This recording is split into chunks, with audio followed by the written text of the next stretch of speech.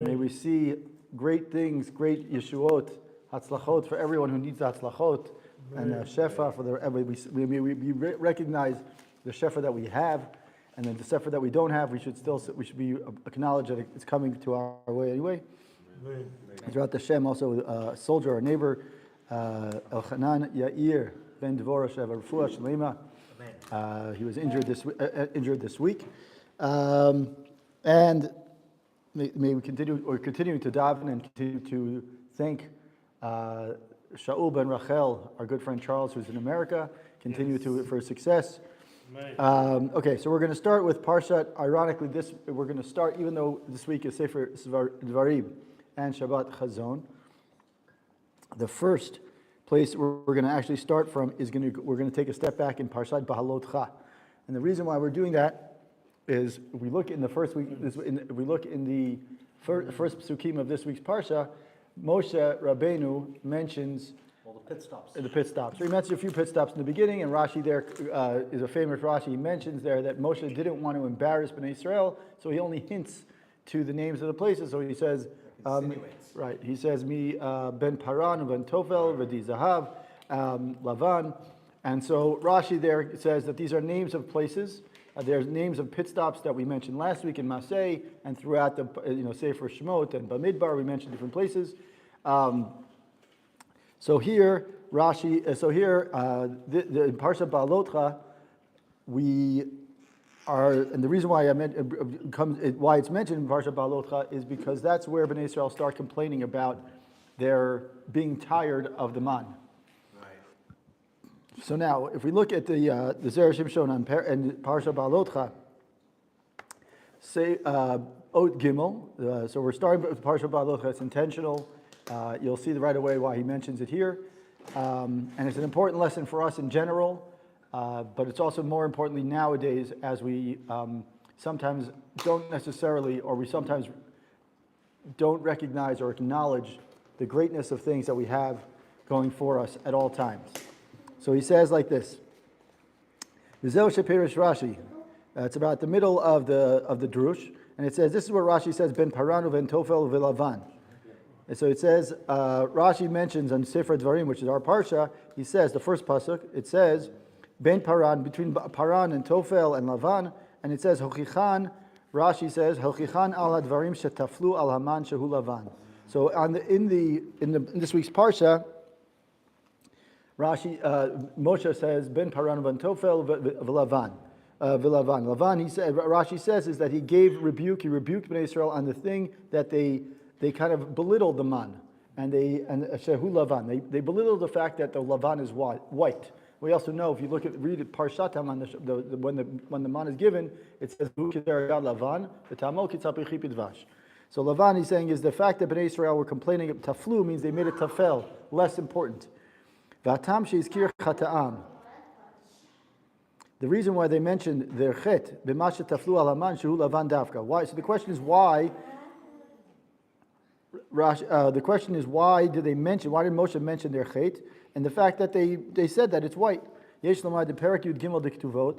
13th chapter of Masechet Ketubot, it says, Tov hamalbin shinaim lechavero yoter mimashkeu chalav. He says, when a person shows his teeth to someone, the white teeth, it's a smile today, a nice thing that we do. It's better than giving him milk. So what does that mean? Sometimes we don't have to give someone something to make them happy and smile. All you do is give a nice smile. And there's many stories of people who, when you just give them a nice word, give them a nice smile, you have nothing else to give them. You can't give them money for whatever reason. Give them a nice smile, a hug, a compliment. You show them the white of your teeth, and then they appreciate that sometimes more than just food or milk in this case. Like I said,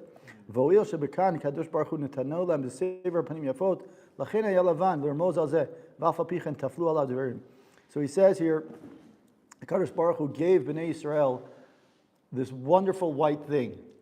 We call it the man. And he gave them this wonderful white thing with a beautiful, he gave it nicely, kindly. If you look in the story of the man, Hashem says, I'm giving it to you. Lechem min hashamayim. That's literally what he calls it. The first pasuk is Lechem min hashamayim. So he says, and now you're going back and you're saying you're making it tafel, you're making it unimportant. V'aleim amar katuv, and this is why it says, Rav ochel nir roshim, v'yesh nispa b'lo mishpat. Kasher umay v'yesh nispa, di'im shayach l'reisha dikra, hayal l'mar nispa b'lo mishpat. Now he goes back to another pasuk in Mishlei, where he says that a person Rav Ochel near Rashim, v'yesh nispa b'lo mishpat. He says that person. What he's saying here is that it's why is it say v'yesh nispa? Those people who you kind of some people eat a field. You kind of eat the beginnings of the field. Near is a field, right? Ochel near, and he says v'yesh nispa b'lo mishpat. Right. Right, and he says, and then v'yesh nispa b'lo mishpat, and there are things that get taken away without any judgment or without any real reason.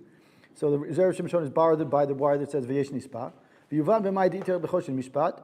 He says here, "Chnisan shlo b'reshut v'chaltan b'moto al shel bal habayit v'huzka b'achilatan bal hapirot patur v'ibay lo shelo achal mishum hachi amar v'yesh shedino k'beimah shekvar yesh la zeh hadin." So if you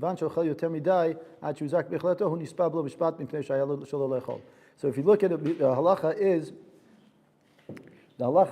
that in Choshen Mishpat it says a person goes into your field, into your garden without, he lets your animals in without permission, and your animals eat.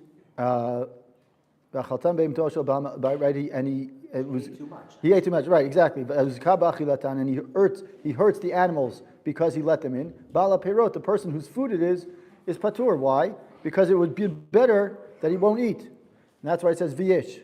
Shedino kibei mashik far yesh lazeh. Meaning that has that din. That's why it doesn't need a din, because it right. Punishment. Exactly. If you look in the pasuk in Tehillim, it says right? A person should eat. Anavim, people who are humble, should eat and be satisfied, and they will also bless Hashem the dorshav. And the question is, what is the connection between the two? He says a person who eats. The only time when a Yetzer Hara comes in is when he overeats. He becomes too gluttonous. He becomes too dependent on food. He becomes too focused on the food. So less food at the shul? Right. So I think it's meant to be controlled. He says, what is later on in Devarim, it actually says, if you ate too much, what's going to happen is you're going to start getting haughty. Right? Exactly. So he says when you eat more, or when you get too comfortable with the way your styles and your life, what happens? You start forgetting Hashem. Right? When a person eats and he becomes full, he says, God forbid, what's going to happen is that you eat too much and you start getting comfortable with certain things. I don't think he's only meaning about food physically. I think he's also saying is that when you get too comfortable with things that are becoming to you, then what happens is that you take it for granted and you forget Hashem. So then he says here, he says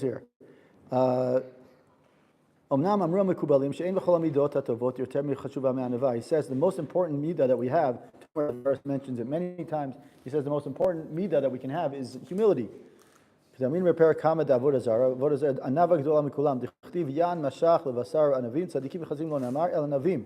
He says that people who are humble, right? It doesn't say tzaddikim, and doesn't say chasidim. It's people who are anavim. They're people who are humble people. So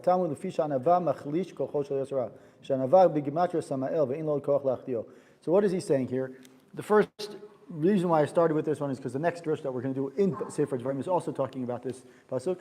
The first thing he says is that Hashem got upset at Bnei Israel. You would think, why would Moshe start with giving them rebuke, with naming the places and giving hints to these places, right? In other words, not the Lavan. Why would Moshe start with that? Like, if this is his last farewell speech, this is the speech, and he says, the question is, why does he start with this? So he says is that one of the reasons why he starts with Lavan, at least according to this part, Josh, is that Bnei Israel basically what they did is they got too comfortable. They expect, right? They took the man for granted, and that's what, if you look at Parshat Baalotcha, it's exactly what happens. Parshat Baalotcha, they start saying is, we're sick and tired of the man, right? Instead of saying is, we remember the watermelons, we remember the zucchinis, whatever we call it. That's part of the exposure that the man gave and their level of faith. Yeah, exactly. Yeah, exactly. In other words, they were at a point where basically everything was coming to them. What happens when you start seeing things coming to you, and whether it's it's money, it's anything, you start expecting things to happen in a certain way, right? And when you start seeing things, expecting certain things, and then when it doesn't go that way, you get off the handle, and you go nuts. Like you just go, and what happens is you just expect it, and instead of like them saying is, wait a minute, the reason why Hashem wants he mentions it here, Sue. He mentions it earlier, but he mentions the fact that they wanted the good stuff. They got sick and tired of the white stuff, the white in the teeth. Hashem was giving them a present. Literally, God was saying, "This is the man, this is the food." The amount of nutrients, there's no waste that comes Right, out exactly, of the body, right, everything is perfectly- right. And instead of saying, What's the good stuff? Meaning, what's better than the white of the teeth? what's better? Yeah. No, they didn't realize that that's the good stuff. They were saying is they want the watermelons. They want they got sick and tired of the fact that it's the same white stuff every day. And instead of saying is, wow, Hashem is giving me a gift every day and recognizing that it's a gift every day, they're saying is, I'm sick and tired of it. Right? So what's the best thing you can have? What's the best thing sometimes when people don't have money? Yeah, right. When a poor person comes to your door, and unfortunately you just don't have the money right now to give. So you give him a smile, you give him a cup of water, you give him something, and he's on his way. But he feels good that you didn't throw him out the door and slam the door in his face. So that's what the Gemara says. The Gemara literally says that in Ketubot he mentions the Zera Shimshon mentions that sometimes the white of the teeth are better than the milk that you give him. Right? So it could be maybe it's literally food, or sometimes it's just the fact that you give him a nice gesture, that's nice smile. It's that dignity. Right. But by the way, very interesting is that it says that it's like the teeth of the brush. Right. Meaning it's not like they had to suffer something Right. that tasted vile. Right, exactly. It had sweet, right? It had a sweet taste. There's all the midrashim that they were able to taste Right. what they wanted, meaning they're stuck on the superficial. Exactly. Of the And that's why, by the way, that was one of the reasons why Moshe got so upset, why Hashem got upset at Bnei Israel on the man, right? Because again, the whole point of the man was to test them to see, do you really believe in what I'm doing? It literally says, the first thing, right? I'm testing Bnei Israel whether to see they actually do follow my Torah. And then all of a sudden they say is, oh God, thanks so much for the thing, and the warning signs are there. I give you a food on a plate, you have nothing to do. You don't have to do any work. Come out of your tent in the morning, get exactly what you need. On Friday, you take double portion, you're good to go. And what happens? Bnei Israel say, no, I want something else. So the point is that the smile, Hashem was giving them the smile, was giving them that whiteness, and all they could do is not appreciate they couldn't appreciate they couldn't appreciate what they had. So that's the first thing. So that was the first little step that I had. First little taste of what we had. So now we're going to do. Some chef and the mayor of Zera Shimshon. So we're going to do now is we'll do Drush. Okay, we're going to do Drush Aleph of Sefer Devarim. So this connects to what we said before, which is that in Sefer Devarim, Moshe goes on his long final speech. His final speech, and the speech can be broken up into several sections. The first section is his final speech, where he starts giving he gives like a final. I know. Yeah. I know. Anyway, so in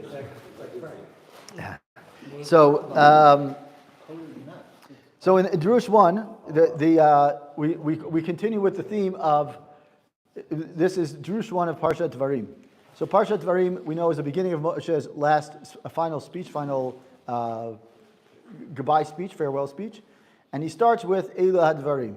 Rashi starts there, and just like we mentioned in Parshat Baalotcha, he mentions here, Rashi says, Lefi shehen divrei tochachot, because these things that he's about to say are going to be rebukes, words of rebuke, lefichach satam HaDvarim v'yizkiram remez, mipnei kvodam shel Yisrael. So he says, Moshe Rabbeinu didn't want to kind of blast them out of the beginning, so he does is he gives them hints. He hints to them, he gives them names. That's what I thought. That's a lesson more in life. Even if that's true, you can't ram it down the throat. Right, exactly, and it's a lesson for a lot of things in life. And he says, but the Zera Shimshon and typical format, we know that if we follow Sefer Devarim, if we know a little bit of Sefer Devarim, we know that Moshe, in Vayetchanan, he starts, mentions it later on in Psukim as well, and later in the Parshat as well, he mentions the name, he actually goes out and says, here's this place, you did this wrong, he mentions Korach, he mentions the Miraglim, He actually. right, he says them, so Found the point that the Zera Shimshon is bothered by, the Halikaman beBishne Torah, right? Later on in Sefer Devarim, he says, Gufei Achzirim lekulam bePerush Machloket Korach uMeraglim veEgel uMahu Shekan Satam Kavod Yisrael Kan. So he says. What you said about the timing, about starting off. Oh, so that one answer could be that it's the timing, right? The one point is you could say is, as they say, you want to give a compliment sandwich. You want to always start with something nice in the beginning, then you give the bang, and then you kind of compliment again. So that's one answer, right? That's a nice way to go. The question is, Zera Shimshon says, is if you're going to go with the theory, if Rashi's going to go with that theory that he's going to hint, then they shouldn't have said it later. That's his question. You could answer the way you did, which is one answer. The answer that he gives, I actually think is a beautiful answer because he kind of creates a sense of, he mentions a sense of responsibility that Bnei Israel have. So that's, he gives really three answers. We might not do all of them, but we'll do one or two of them. And then maybe we'll go into Eicha, just one, because the next drush he has, or the third drush he has, and this week's Parshat is about Eicha, for obvious reasons. So he says, V'esh lomar. So he asks, his question is, the question is, why mention as a hint now, if later on in the Parsha and later on in the Sefer, in Sefer Devarim, Moshe mentions them very blatantly. So he answers like this. Dita b'midrash al pasuk. We read the midrash in Devarim Rabbah. It says, "Ru'im hayu hatochachot lamar mipnei Bilam." Bilam was the one who's supposed to give the tochachot. Why would Bilam be the one to give the tochachot? Because the whole point, exactly, his whole point was to give the tochachot. Because if he gives the tochachot, then Hashem's going to say is, these are the things you did wrong. This guy's trying to curse us. So, these are what you did wrong, Hashem. Because he did these things wrong, you're going to get the curse. But right, and then he says here, "Va'brachot mipnei Moshe," and Moshe should have been the one saying the compliments. Why? Because Moshe was the leader. So he's the one supposed to be advocating for Bnei Israel. Ela hochicham Bilam. Ela ilu hay hochicham Bilam. Hayu Yisrael omrim sonam hochichenu v'ilu beracham Moshe. Hayu umot haolam omrim ohavam beracham. Right. So he says, either way, if Bilam would have been the one giving us the curses or the rebuke, what would have Bnei Israel said? Of course, he hates us, so of course he's going to give us the rebuke. And in Moshe giving us the brachot, the umot and the other nations are going to say, he's their leader. What else is he going to say? That was there was something. There's like some. Tochachot, right? Now I have to remember. Okay, I forgot what it is. Yes. It's in Mishlei. So he says here. So he says, Amar Kadosh Baruch Hu Yochicham Moshe Shoavam V'Yivarchem Bilam Shesonam. So that the Midrash continues and says, Hashem says, no, I'm going to swap it. Because if I swap it, that way no one has anything to say. Bnei Israel will get the right bracha they'll get the bracha from Bilam, so that way Bnei Israel can never say, Bilam hates us, so therefore they'll be confused. Hashem says, we're going to crisscross everything. So that's the question. Now, L'chen Amar Katuv, Eila Dvarim Asher Diber Moshe Kol Yisrael.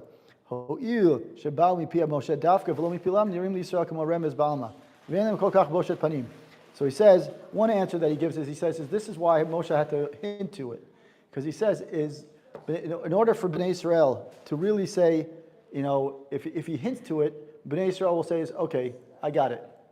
Right? If I were to the one giving rebuke, hard rebuke, Moshe they would say, no, you can't give it to us. Hashem, kind of like going on the defensive when you're kind of. Right, exactly. So your natural right. inclination is to defend yourself. Right. So he says here, right. So he says here, "Mishum hachi yizkaram l'remez mitchila. Lomar lahem shekol ma sheyufarash achar kach hu tov lahem v'lechvodam. K'dei shelo yishmu mipil b'lam ve'inam nechshavim el remez ba'alma." So he says the reason is that he wants to do it this way is so that way you start off on the right foot. By giving them rebuke and with hints to it, they're willing to accept it more, especially from Moshe. Their leader is saying if Bnei Israel hears the rebuke in a soft tone, in a pleasant way, they get the message. They don't need to hear to shove it down their throats. And then later, when they have a little bit more, they kind of ease into it, right? You never want to start with the hard stuff first. So you give them the hints, they accept it, they're willing to he's created the right setting for it, and then they're willing to listen because he's opened it up in a way that's not so harsh and judgmental. So that's the first thing. Now, Also, all the forefathers did this before they died. They waited until the end to rebuke. right. It wasn't like, hey, I see you at that, Thanksgiving dinner. Let's not talk and let's be all out. It's like, So now he has another, now he takes a little bit of a turn. The Zera Shimshon takes a little bit of a turn, and he says, and he picks up on the words of Kol Eila Devarim Asher Diber Moshe El Kol Yisrael, and he says that if you notice that all the things that Moshe mentions, all the sins that Moshe mentions, are sins that Bnei Israel did as a whole. Okay, in some way. Okay, whether it's Egel Azahav, pretty much almost all of Bnei Israel sinned in that one. Korach, there was quite a bit, 250 people plus Korach, plus a bunch of people. It was an Edah. It was an Edah. It was a big. These sins were not meant to be only. In other words, it wasn't just pulling out Korach. He didn't just say Korach did something wrong. He mentions the whole Edah, right? And the question is, he creates another approach. The Zera Shimshon gives another approach as to why Moshe suggested only started or hints to the sins. Now he goes like this. He says that there's basically two kinds of. He says that the whole idea here is to create the sense of collective responsibility. Arvut, that's what they call it, right? He says that there are two kinds. So he says like this.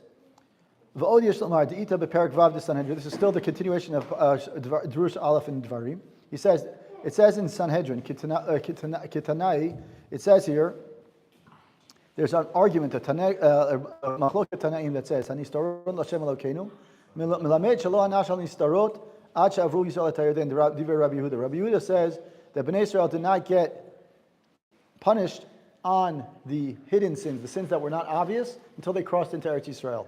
Okay? And Rabbi Nehemiah says, Ki Yanash V'chi Yanash Al Nistarot Me'olam Halo Kvar Ne'emar Elo Kishem Shelo Anash Al Nistarot Kach Lo Anash Al Niglot Ad Shavru Et HaYarden. Rabbi Nehemiah says, no. They got punished both on the revealed sin and the hidden sins before, meaning they already got punished. They didn't wait. They did wait. They waited. They only got punished as a collective group only after they crossed the Yarden. Meaning it's not only the hidden sins, it's the hidden sins and the revealed sins. So now he says, Mishum Hacha, this is why it says, Ela Advim Asher Diber Moshe El Kol Yisrael Be'evar Yarden. That's why it says Be'evar HaYarden. Right? It says, Elu HaTochachot She'asa Moshe Kan L'Yisrael B'Mishneh Torah Hem K'mo Remez Ba'alma. Since they were still not crossed into the Eretz Yisrael, Moshe had to give them rebuke and hints to. He had to hint throughout the whole time because he couldn't. They weren't ready to be punished yet. Exactly. They weren't willing to accept. Well, I mean, he claims that they were only going to be punished once they crossed the Jordan. right. So they're still. They're still not there. They mentally, I'm saying, at least. They were still in it. Right. So he's saying is what he says here is that they didn't accept. And he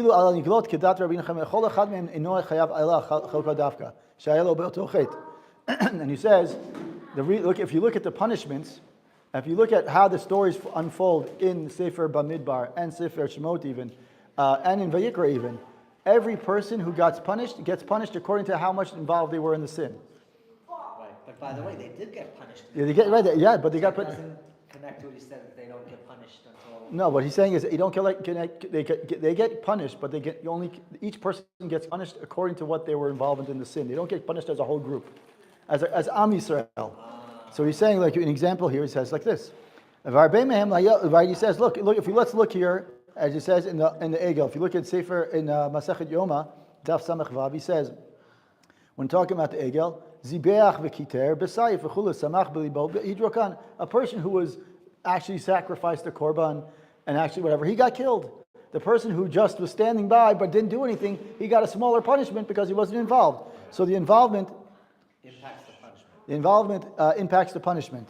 So he says similarly in all these other places, he says is the reason why he gave rebuke to the Bnei Israel by alluding to the sins as opposed to actually, putting it down their throats, whatever it is that because he wants to give illusion, he wants to say the people, so that way the person who may have been sinned more or sinned less, they understand. In other words, the illusion is, if I say to you, you did something wrong, you're like, wait a minute, I didn't get involved, I wasn't really that involved, so why should I be yelled at? And then the person who was involved is going to be he's like, I don't understand, he's going to be more, the person who was less involved is going to be more offended than the person who was heavily involved. So he says, the reason why I alluded to it is so that everyone understands we're all on the same playing field here, and that way the person who was heavily involved will say, I got the message, and the person who wasn't heavily involved will say okay, he's not making such a big deal about it. The point is that the reason why he's alluding to it is to say is that because Bnei Israel were not yet willing to accept a collective punishment yet, Moshe had to be careful and had to, I don't want to say dance around, but he wanted to toe the line between giving harsh rebuke to the people who needed to hear it, and and giving softer rebuke to the people who were less involved. So by hinting to it, both parties are happy. In other words, he was able to play the line and say, and that's, by the way, that's true leadership, is when a leader understands who's there, who's the audience. If you know the audience well, then you know what to say. So, right, you play to your audience, but without making it sound like one person or another. So that was the other hint that he gives. Now, let's just one more. The rebuke towards the end is really bad. Right, no, of course, but if we look at the timing of that, the rebuke of that, which is in Kitavo, that rebuke is obviously already, he's kind of set the playing field already by then. So by the time that comes around, it's towards the end of his Moshe's life, and Bnei Israel are already willing to hear it. By then they're just like, More willing? I think they were. I think by then, you've created the situation, or you've created what they call what's it called? He created a ripe environment in which they're willing to listen. Now, in the beginning, they're not willing to listen, so he had to be careful. He had to introduce it. So the introductory statements are always going to be less. In any speech you give, you never go out and just kind of lambast, or you don't go out with your big bold statement first. You make an introduction. You kind of allude to the things that you're going to say, and then towards the middle, and then you repeat yourself towards the end, right? So here he's doing the same thing. He's saying in the beginning, he kind of alludes to what the things that they did wrong, but that way both parties, the people who are heavily involved and the people who are less involved, understand and get the hints without being taking it too personally. Correct. So that's option number 2. And now he gives the Zera Shimshon actually gives another. He gives several of them. So he gives another answer to this question as to why he alludes to why Moshe alludes to the thing to the sins. We're going to skip that one for a second. We're going to take a pause. We're going to take a break, and then I'm going to come back. We'll do another one about Eicha, which is in this week's Parsha, as well as the Chazan, as well as Eicha, and later on that we know. So we're going to stop here for a second. Pause it. No. So what am I? Which day? This we can do. Okay. I just don't want to. Enjoy.